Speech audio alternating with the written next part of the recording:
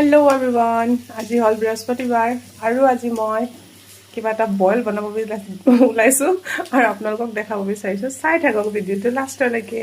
2 piece মাছ মই থৈ দিছিলোঁ কালি বইল খাম বুলি, আৰু ইয়াৰে ফিচা 2 পিচ আছে, এইকেইটা ফ্ৰাই কৰি লৈছিলোঁ, কিন্তু এইকেইটা লাষ্টত দিম। এতিয়া বইল মাছখিনি মই কেনেকৈ বনাওঁ। মাছ 2 পিচ দি লৈছোঁ, ইয়াতে অলপমান নিমখ দি দিম, ভালদৰে লৰাই ল'ম।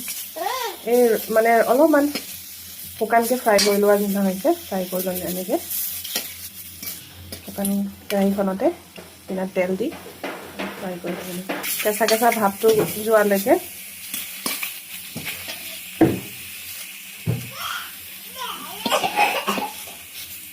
এতিয়া ইয়াতে মই আলু এটা দি দিম, ডখৰ কাটা, তাৰপিছতে পিঁয়াজ দি দিম, ডখৰ কাটি লৈছোঁ, তাৰপিছতে বিলাহী দি দিম।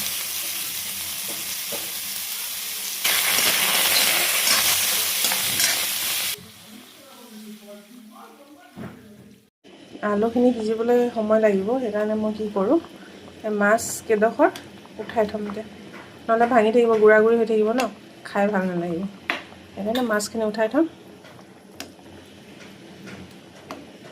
মাছ তুলি ল'ম, ইয়াতে থৈ দিম। মাছ তুলি থ'লে ভাঙি নাথাকিব। এতিয়া মই মাছত দিবলৈ কাৰণে লৈ আনিছোঁ নৰসিংহ পাত, একদম ফ্ৰেছ ঘৰৰ চাদৰ, এনেকৈ দি দিম। নৰসিংহ পাতে যে ইমান টেষ্ট বঢ়াই নহয়, জনাই নহয় জানো, জনাব দেই, আপোনালোকে ভাল পায়নে নৰসিংহ পাত দিয়া এনেকৈ বইলত। নহৰু কুটা নাই, মই কুটি ল'ম। তাৰপিছত বিলাহী আৰু নহৰু, তাৰপিছতে লচুন পাত আৰু এইফালে জলকীয়া, এইখিনি মই আগতে পিচি লৈছিলোঁ। এইখিনি পিচা আচলতে হাজবেণ্ডে চাটনি বনাইছিলে, মই ক'লোঁ চাটনি বনাবলৈ বাদ দিয়া, মই এইখিনি মাংসতে ৰাখি বইল মাছত দি দিম, আৰু ইয়াতে দি দিলোঁ।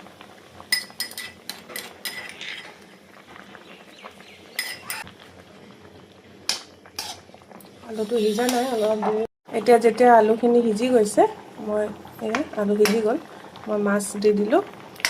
অলপ দেৰি সিজাম, কাৰণ মাছখিনি অলৰেডি সিজি আছে। তাৰপিছত